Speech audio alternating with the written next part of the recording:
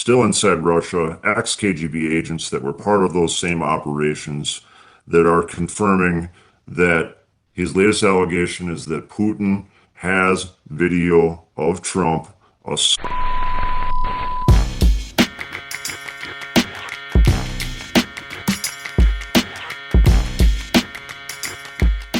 What's up, YouTube? Drill Sergeant here. And this is special, people. This one is special. I say it all the time, but it's not every time that I can say we have a first.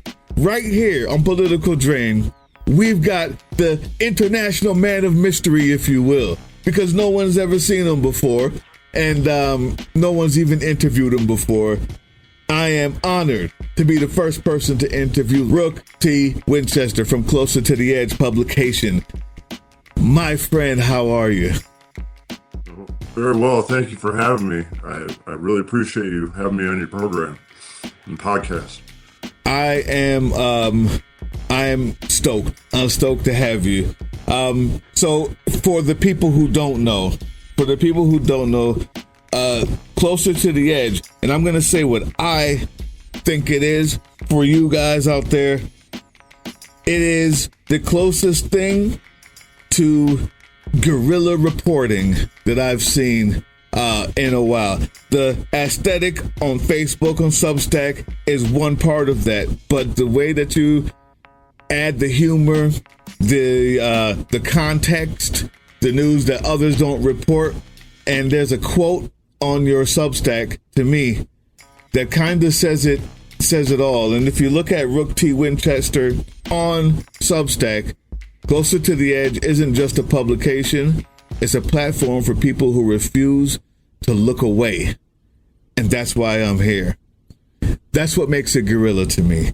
I want to know, first of all, let everybody know what it is to you. What is this thing, Closer to the Edge, that you started? Where can they find it? What does it mean to you? And what does that quote mean to you? Well, our website's closertotheedge.net. We're a publication that's recently started and blossomed with the support of our readers and subscribers. What we are is everything you said, and as far as that quote goes, you know, it's risky sometimes to say stuff and speak the truth, but it's riskier not to say anything and to let it pass. And to look back and realize you could have done something, you didn't do it. And that's why we're here, and we want to say what we want to say. There's dangerous implications in saying what we say. We're not violent. We would never use violence, but we will dish out the scorn when it's needed, because sometimes it's needed, and people need to speak up. And I think that's why our writing resonates. And with the support of our readers, we've come really far. So when did you start this? Was this a reaction to the whole, this Trump debacle, or was this something that was that you've been doing for a while? We started on Facebook years ago. In fact, I think it was 2016 when we started the page during that campaign. So way back when, I think we had like 2 followers, right? Yeah. And it was mainly just trying to keep a scrapbook of that campaign, because there was so much going on every day, just like every campaign since. And so, just on a personal level, basically having a place to post things. And then fast forward to October of last year, I think we had like 1,500 followers on Facebook, and then the election happened. And then we kept writing, and we kept going, and we started to publish articles, and some of them caught on. They were about the cabinet picks and RFK Jr. and all these strange picks for these different positions. Mm-hmm. And shortly thereafter, Facebook censored us. They shut us down for a little while, and I can talk more about that. But the result of that, a user suggested we go to Substack, and we moved our operation over there. We still maintain a presence on Facebook, but we're also over on Substack, and we're way more pleased with Substack than Facebook at this point. So now we've grown to, I think, 366,000 followers on Facebook, which still blows my mind. Blows my mind. And on Substack we're growing, but like I said earlier, without the support of our readers and subscribers, this is impossible. So this is more on them. We'd like to, we'd love to say it's all about our writing, but it's not. It's the resonation.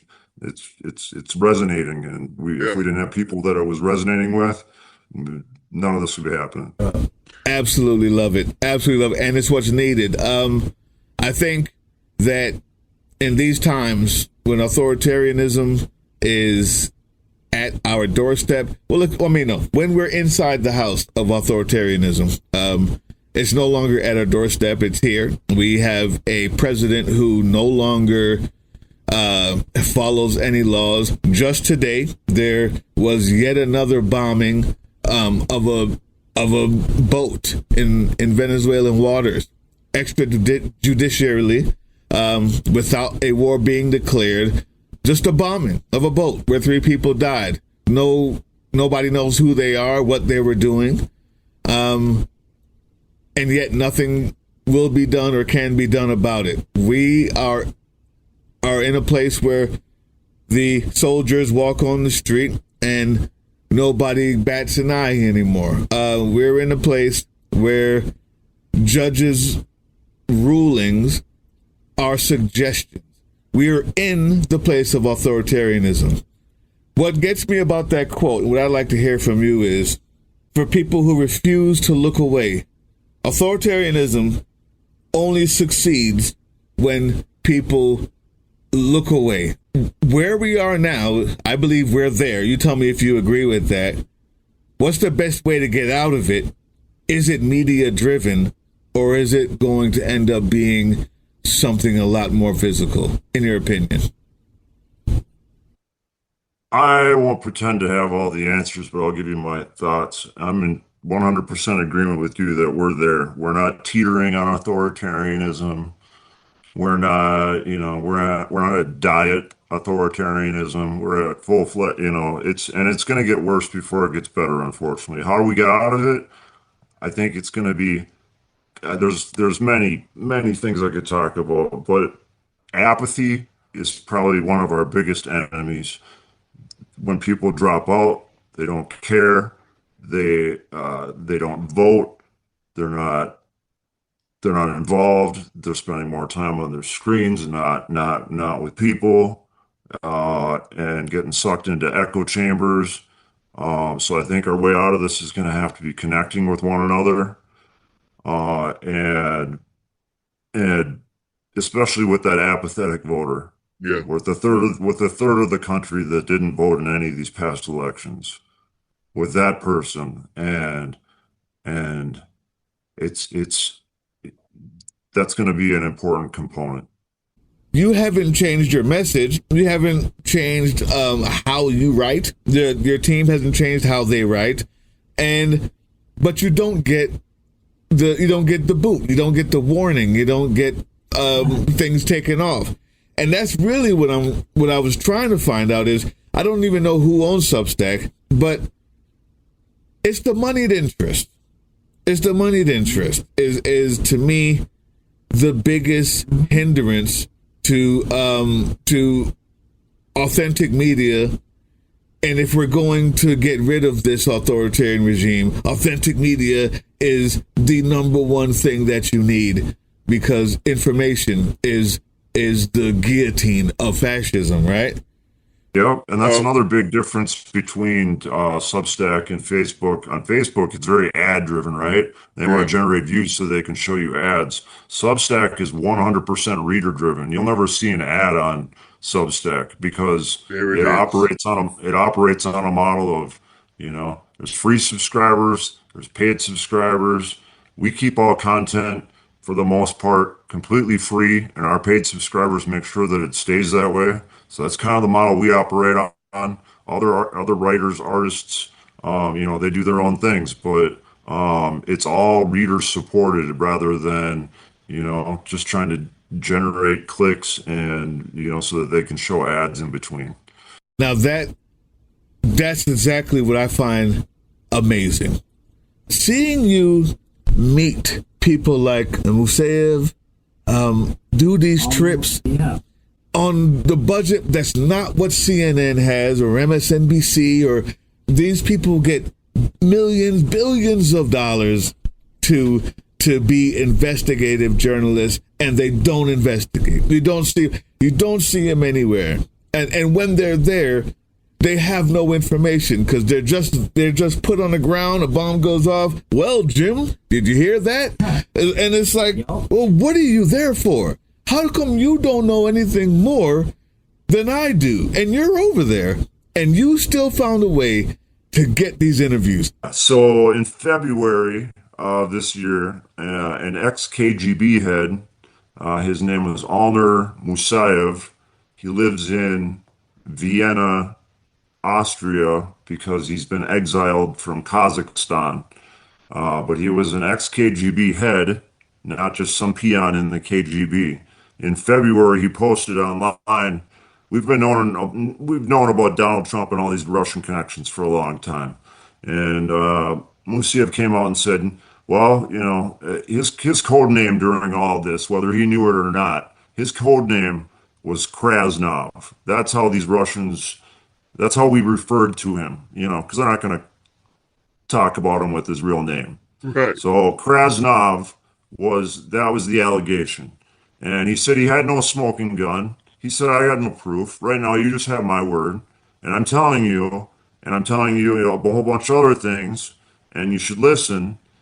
And I believe it was because of what was happening in Ukraine that Musayev wanted to come clean, or just, I guess, come forward with what he knew, knowing that he didn't have a smoking gun, knowing he was going to face a bunch of cynicism. And he was saying, I'm not going to do interviews. So part of it's on the mainstream media, part of it was on him. But I figured, well, if he's not going to come over here for your interviews, or no one's going to get a hold of him, then I'm going to go over there and we're going to try to find him. And if we don't, it's going to be a hell of a story. But if we do, it's going to be a hell of a story. So we went over there and we had some communications with him. He was resharing some of our posts. Snopes tried to discredit him. We discredited Snopes. Snopes made a retraction, but the damage was done because a lot of people just kind of poo-pooed Musayev's allegations. So we went over there. I didn't know that part. You guys got Snopes to make the retraction? Yes. Because as soon as Musayev came out, I think it was only like 3 days after Musayev came out with his Krasnov codename allegation, Snopes was instantly on it to discredit it. And they used some person, I believe his name was Ashimbayev, and he was living in Kazakhstan, which is still under Russian control. It was part of the Soviet bloc, and they're as tight, as they are with Belarus. Good. So there's some guy in Kazakhstan, and Ashimbayev, I believe, was his name. And so Snopes used him as their primary source for discrediting Musayev. And so we dug into him and realized that he was writing all sorts of pro-Kremlin propaganda. Wow. And things of that nature. And so we questioned that because it was the only source that Snopes was using to really discredit. Single source. Wow. Yep. Yeah, so we wrote some articles and we asked our readers to contact Snopes and say, why are you relying on this guy when there's all this other supporting evidence? We're not saying it's true. We're not saying it's not true. We're reporting and we're digging. So, and then about a month later, I believe it was, Snopes made the retraction. It's still there. It's buried at the bottom of the page saying, hey, we took this out. So most people don't even see that or know that. And then there's all these other syndicates that picked up on Snopes' initial reports. And so now there's a whole bunch of things written out there that can't be corrected. that throw shade on Musyev's allegations. So we wanted to go over there. We wanted to make sure that he wasn't a fake troll account using his name. We wanted to see this person. So we sat down and we connected over different technologies, and then decided to meet.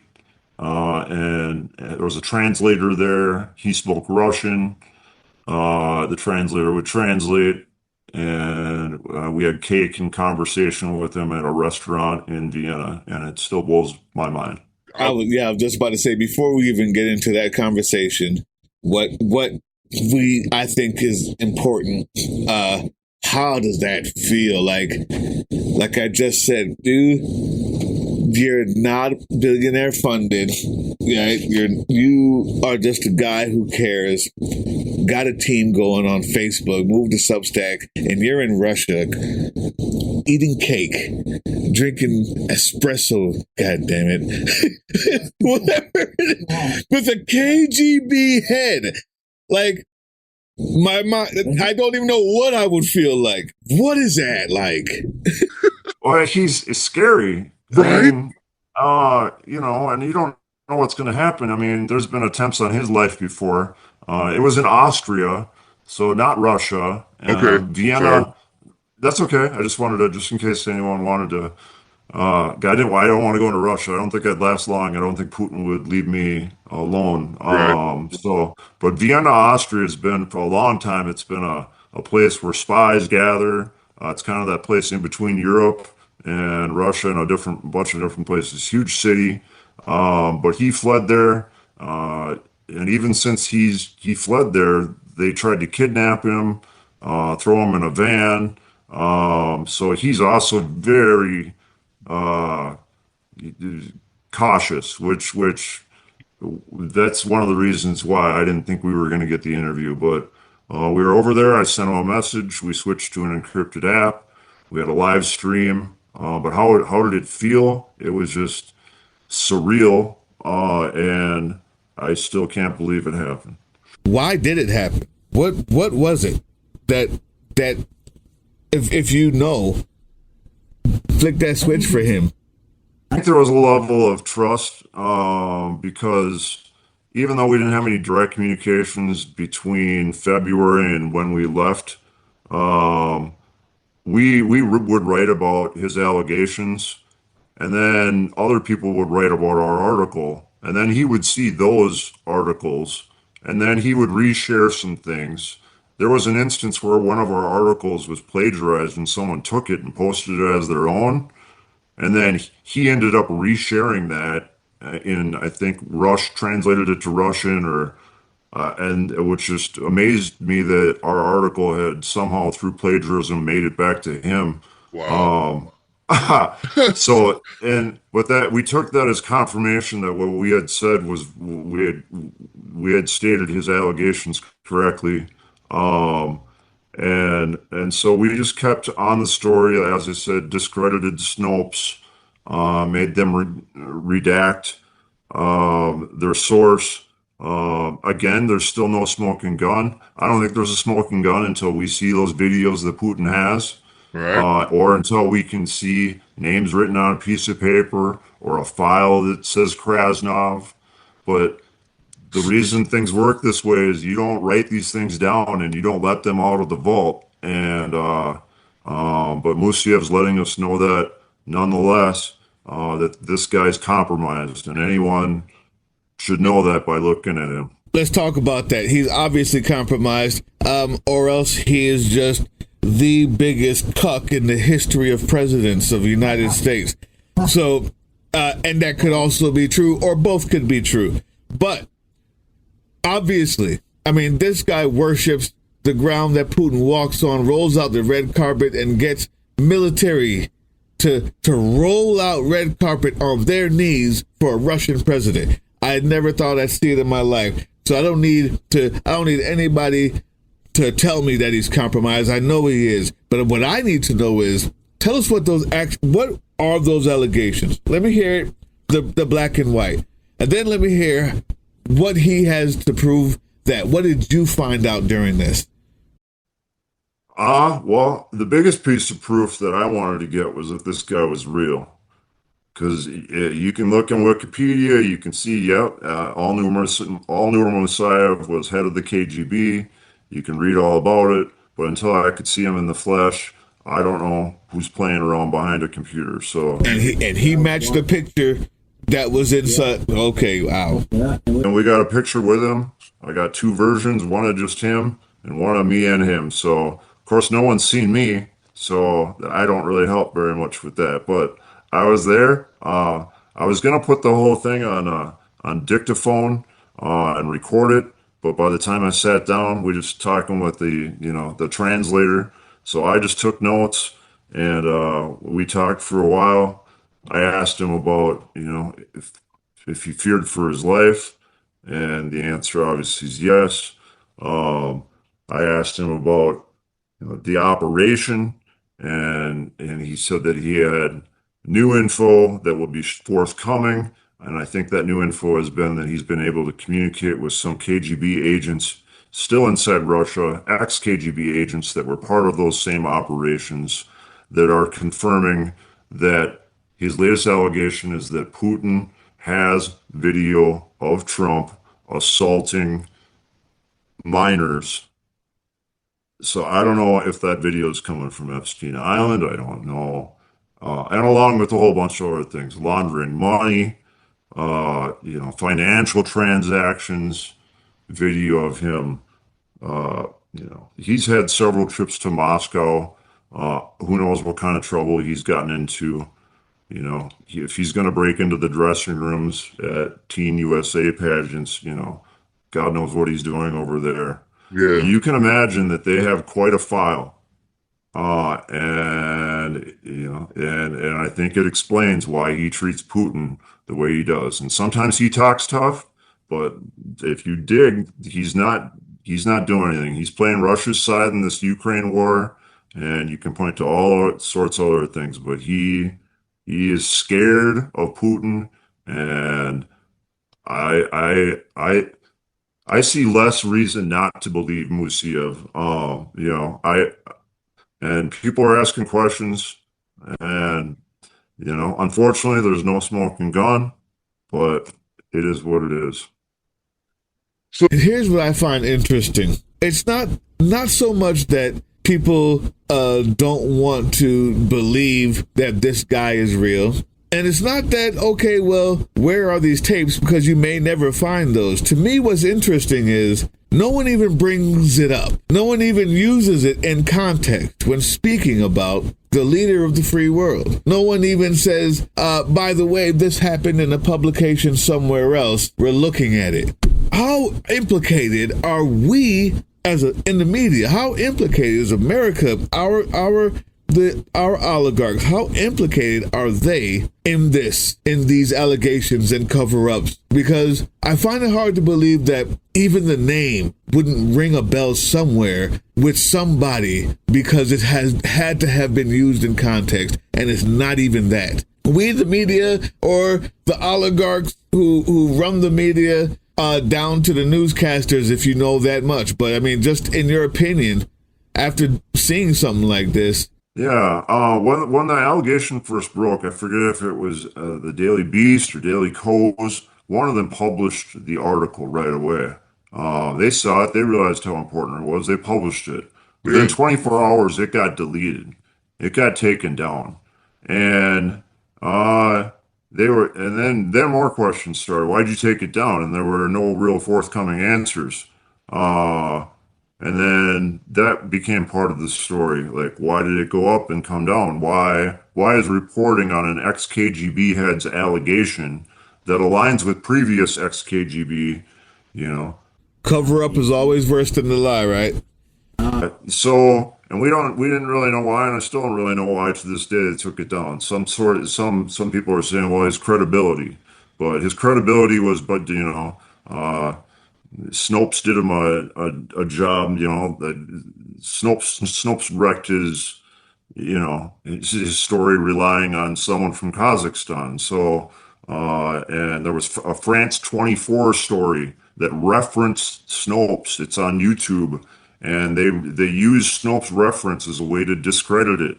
So, because they had a segment on France 24 called True or Fake, where they go through maybe a conspiracy theory or something like that to decide if it's true or fake.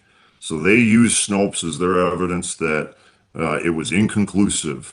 Wow. And through and so there was a story, and Yahoo News did the same thing, relied on Snopes because Snopes said, inconclusive, misleading, based on this guy. But so the damage was done.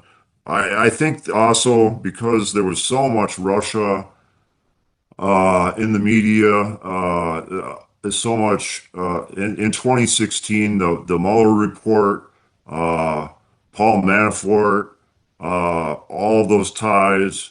In the end, it didn't. I think it burned out half of America on hearing anything about a connection between Russia and Donald Trump. It made people not know what to believe. I think that's a big problem right now in our media. But I think some of these companies, they're just jumping from one car accident to the next, like you said. They're covering this, they're covering that. I don't know what happened to the brand of journalism where people would actually go and follow a story. I'd like to see more of that. I don't know where that went. It seems our late night news has been replaced with I don't know, murder porn. And, just, I don't know, there's the media in this country is it's gone just really soft recently. Yeah. So thank you for doing what you're doing. Well, platforming you is my privilege, man, because this is, I just don't understand why it's not done more.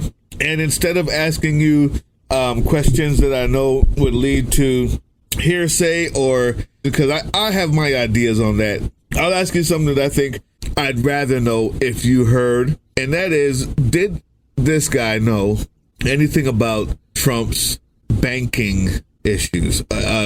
Because although videos and salacious things are probably the number one thing that could get you, money's another one. Did he say anything about that? He pretty much stuck to, yes, he did say there were financial transactions. Didn't really say, a lot of that's public knowledge. I should share a link with you. There's a video, I don't call him video star like yourself. He runs a show called Heathstory, Heath, Heathstory. And he did a segment where he just threw together fact after fact after fact, where he's just throwing facts out there, like verifiable facts, not conjecture, not allegations. So talking about who was buying these buildings, which Russian oligarchs, which Russians he was doing business with. Trump did so much business with Russia, it's incredible, and a person should really go watch that video. So I can give you a link to that one. Because that really spells out, without any alleging anything, how Russia saved Trump, and it's been, bankrolling him since the 1990s. They called him Krasnov.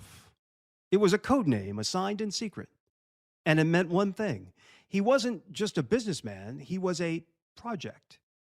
The KGB had a strategy: find ambitious Western businessmen, stroke their egos, and turn them into unwitting assets. In 1987, one such man arrived in Moscow, wealthy, connected, hungry for power. He thought he was there for a business deal. The Soviets had other plans. Everything you're about to hear is true, sourced from available public documents, interviews, and the accounts of those who were there. How you interpret the information is up to you. Of that video with the post. If you want to read it, you can, but you can just as well as listen to it. It's just full of fact, verifiable fact, and you can make up your own mind at the end of it all, but you learn quite a bit in 10 minutes.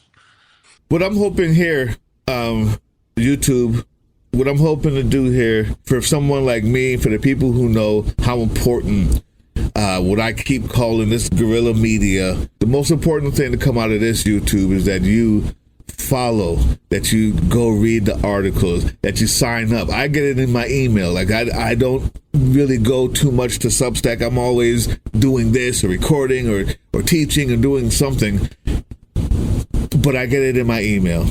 I get that laugh, or I get that, wow, I didn't know about that. Of course, you guys know we got a partnership with Ground News. Go there. Ground News has very quickly become one of my most prized resources, my go-to even, because I get to find out what stories are not covered by the blind spot feature, which I love. But not just the blind spot feature. Any of the stories that I bring up, I can see what either side is saying about it. I can also see who's paying for those headlines. It tells me who owns the publication, which also lets me know who they're writing it for. Many times, none of that is for us. But understanding the context helps us understand the story. Ground News is absolutely one of, if not the best way to know that you've gotten every side of a story and that there's not enough spin in the world that could have you misinterpret it. All of this is context. All of these are things that give you context on the life that you're living right now. It's not just entertainment. It's important. And the reason why it's important will only be known at that time when it becomes important to you. I promise you. In the last 9 months, out of all the stories that you've written, what's been the most important or the most impactful to our society that you can remember, that you'd want everyone to have read and learn something from?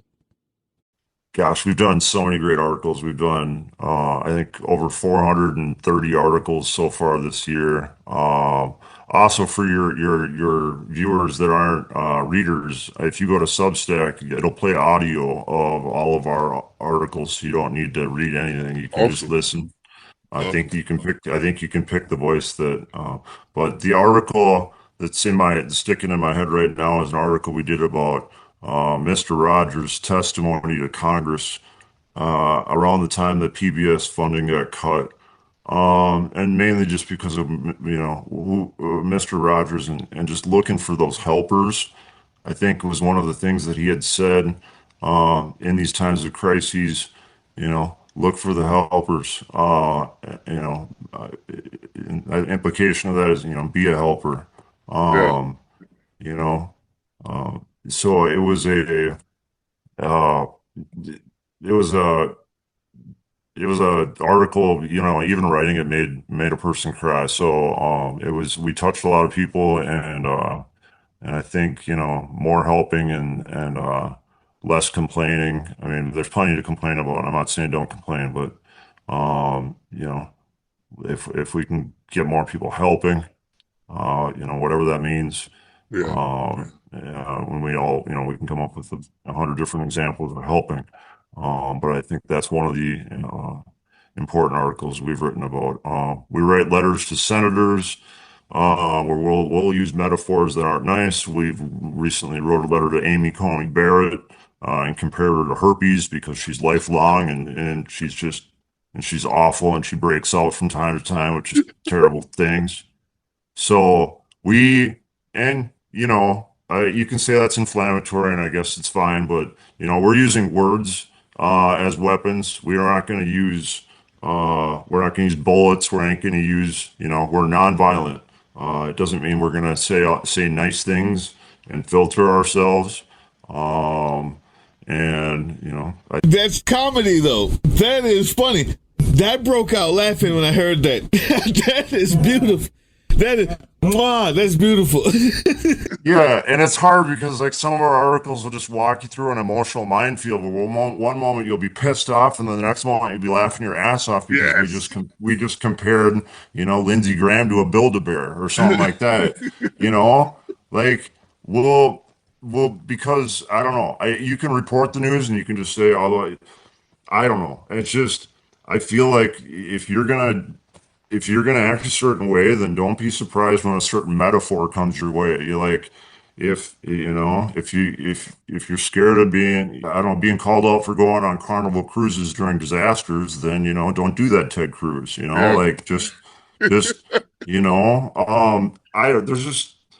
There's a way to deliver some of the news with some humor, Sometimes you can't because situations just there's nothing funny about it. And in those instances, it's gonna, you got to take the humor out of it because not everything's funny. Where do you draw the line? Where do you draw the line? Can you even answer that?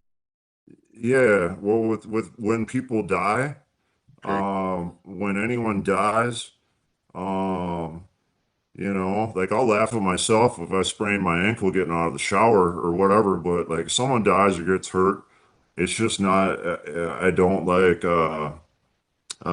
poking fun at that. That's, almost anything else I think is okay. But if someone got hurt, or there was a death, I don't think it's okay to laugh at death. Uh, Even you could say the person deserved it, didn't deserve it. It's not, whatever. I'm not saying celebrate, yeah, but I'm saying don't be violent. And I'm saying, you know, for me anyway, I'm not, this publication will not be used to laugh at people dying. Yeah. I don't care if they're from Gaza. I don't care if they're, I don't care if they're from, Israel. I don't care if it's a kid at a school. I don't care, but we're not going to laugh at death because Yeah. if we laugh at death, that's like the ultimate form of apathy. Then we really don't care. So I won't tell people how to feel. I just want to let it be known that this publication will not be laughing about death or making any jokes about death. What question do you wish you were asked before we leave? Well, you're asking me all sorts of great questions. So I appreciate that. the questions that I wish I was asked, um, I think it's a question that I have for a lot of other people. But if someone wants to ask it of me, that'd be just fine. And that's how do we, how do we grow our contingency? Whether it's the apathetic people coming back over to the side of caring again, or harder to deal with in the case of some of these Trump voters, right? Yeah. Like if a Trump voter came back to you after the 2016 election and said, "Oh shit, I messed up," right? That'd be a lot easier than it is now, where someone's voted for him 3 times and now they want to come back. There's like no one wants to feel like, well, I don't feel sorry for you then. But, and I get that. I'm not telling people how to feel. But for that family farmer that just lost his farm, let's say he voted for Trump 3 times and now he's pissed off because it's affected him. And unfortunately, that's how it works for some of these people. Yeah. But if we just tell that person to, to suck it up and, go find some bootstraps and this is all your fault and why don't you just fuck off? If that's our attitude, then we're not going to grow our contingency. I'm not saying I have the answers, and I suppose that's why I wouldn't mind you asking me the question and we'll sort it out. But, how do we grow? How do we, because some of these people, some of these, MAGA people, they're gonna abandon the MAGA ship. And, how are we going to treat them after that? I won't pretend to have all the answers. And then the people that haven't voted, how are we going to treat them? Because not voting is that's egregious as well. Yeah. Agreed. So I'd love to hear your thoughts on it, but that's a big question and it still needs an answer. I'll make a video about it. How about that? Yeah. I made a video about the farmers, but see, from a military perspective, that person, in my mind, is the perfect person to use as an instrument. If I can use that person as a pawn or a knight, fight back against the people who are really hurting his farm, if I could get that person to stand on the line instead of anybody else, that's how I approach it. And it's selfish. It's using them in a way that maybe many people wouldn't want to say out loud, but I do it because I understand the stakes and what it's going to take to get past this moment that has only just started. Even if you can laugh at it, but if you get in a constant resistance mindset of, is this an asset or a hindrance? you start to be able to think through problems rather than hide from them, and think through issues dealing with people who you normally couldn't talk to because you're trying to convince them of something. But when it becomes, can I use them as an asset? You're no longer trying to convince them of that. You're just trying to become a better actor. And this is the ways that I like to think about those things. But it may be harsher than some want to. No, and we struggle with it as well, but and apologies aren't going to be enough. I've seen a few MAGA people saying, "Well, I'm sorry." Well, that ain't enough. You need to get on the front lines, and you need to do this, and you need to do that. And we're not, saying, but it's a matter of vengeance is one of those words, right? Like Trump says he's gonna avenge, and like.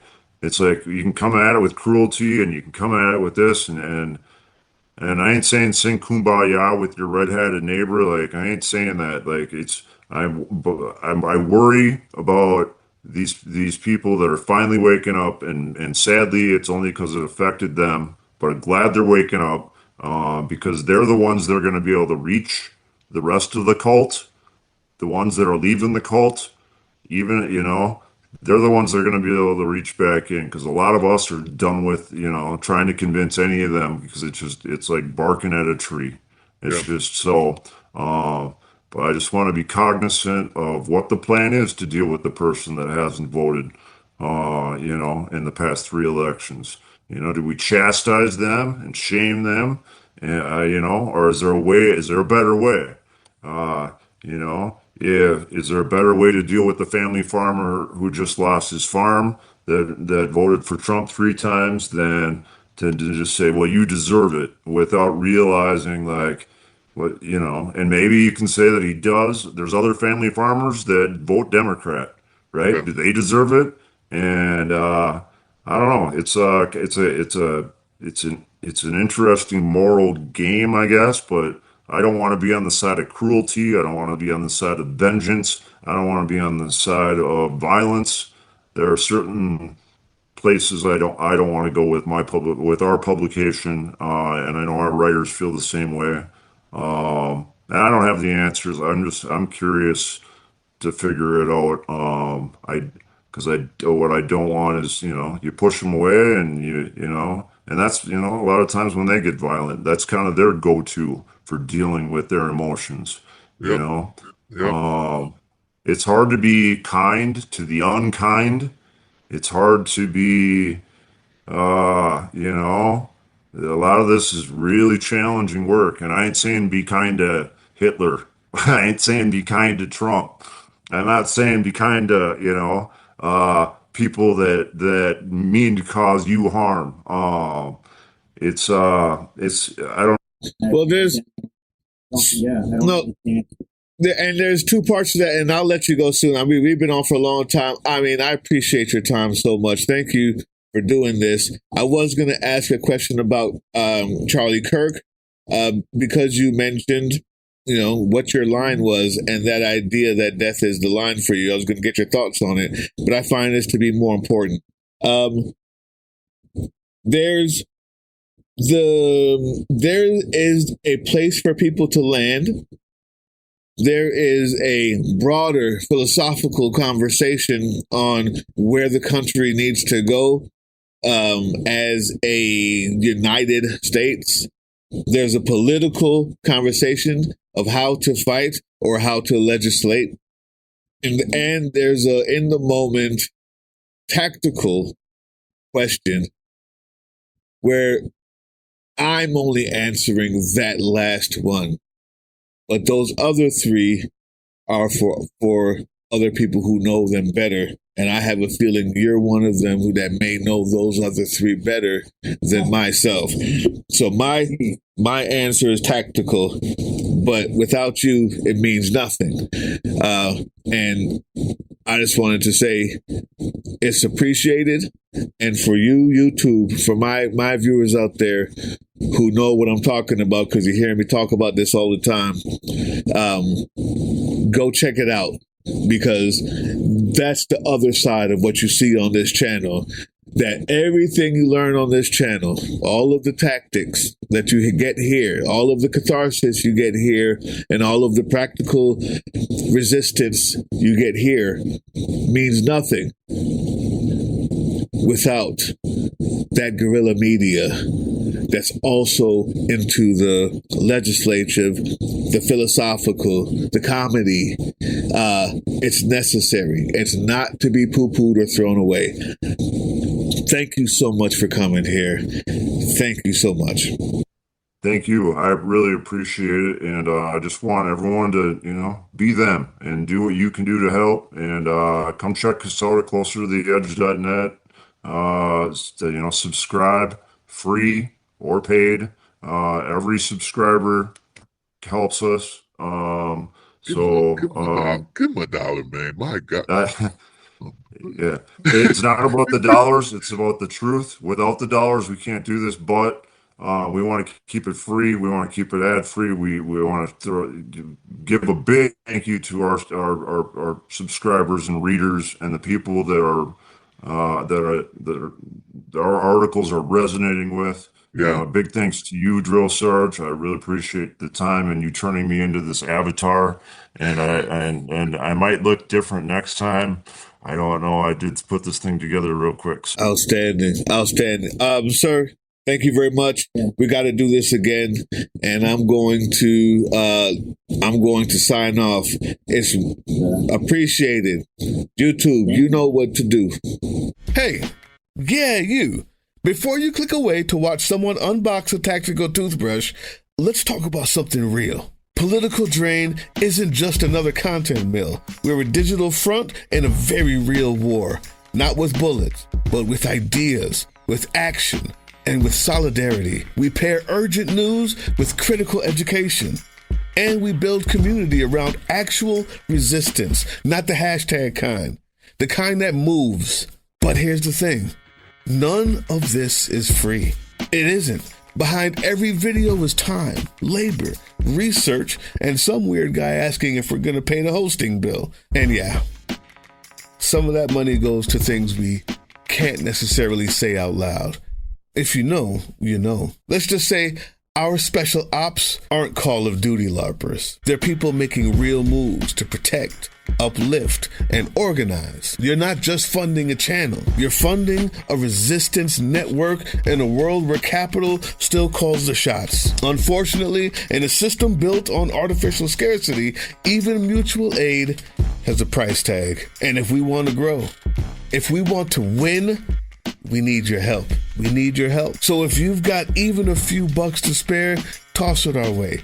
It's not for ads. It's not for merch drops, but for people making moves in the shadows so others can do it in the light. It's just us and you.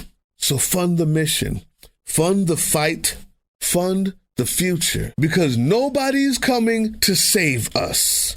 We save each other. That's how this works.